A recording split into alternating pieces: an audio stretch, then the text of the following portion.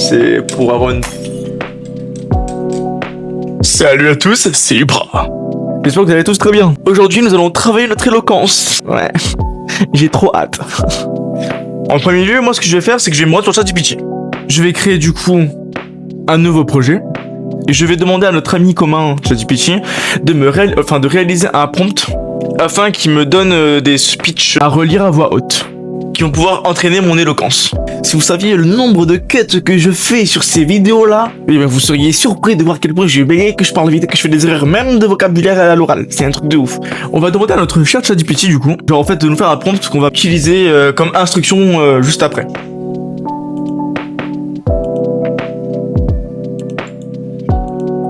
Donc voilà, bon, j'espère que en tout cas jusqu'à maintenant vous suivez un minimum ce que je veux faire.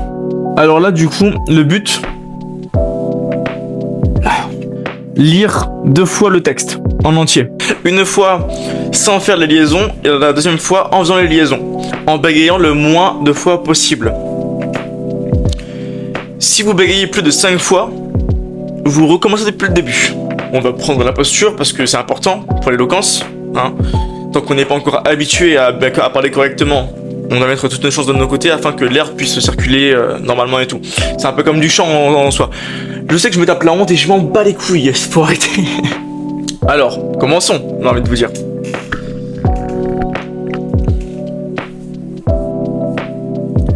Bon, ça gratte. J'ai mis de l'huile de ricin là, pour avoir une barbe et une moustache et j'espère que ça va marcher, ça gratte. En tout cas, ça gratte. Ça pénètre, c'est bien. Je vais être un viking après. Il existe un bruit permanent.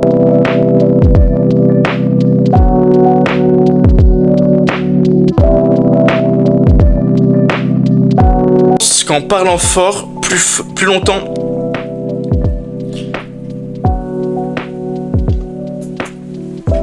Ah, je vais pas y échapper les frères. Hein. Ah, je vais pas y échapper. Hein. C'est bon. On va pas faire semblant.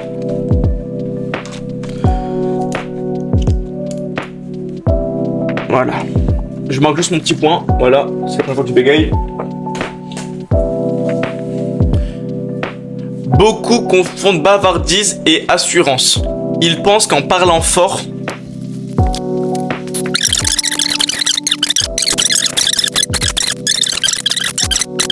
de la complexité. La puissance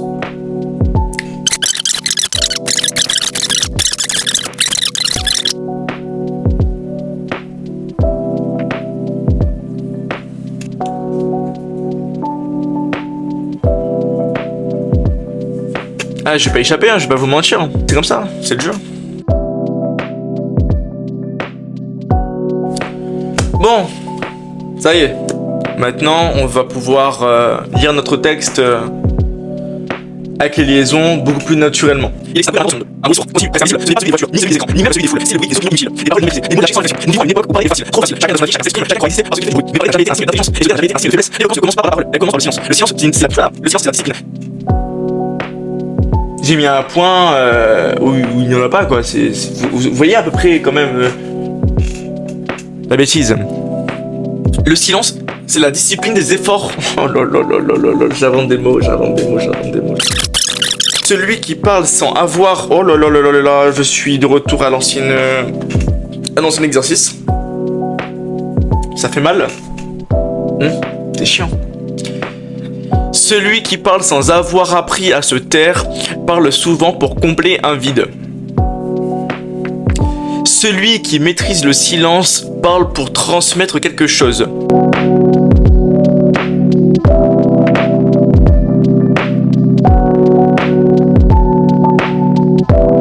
Quand tu parles, ton corps parle aussi.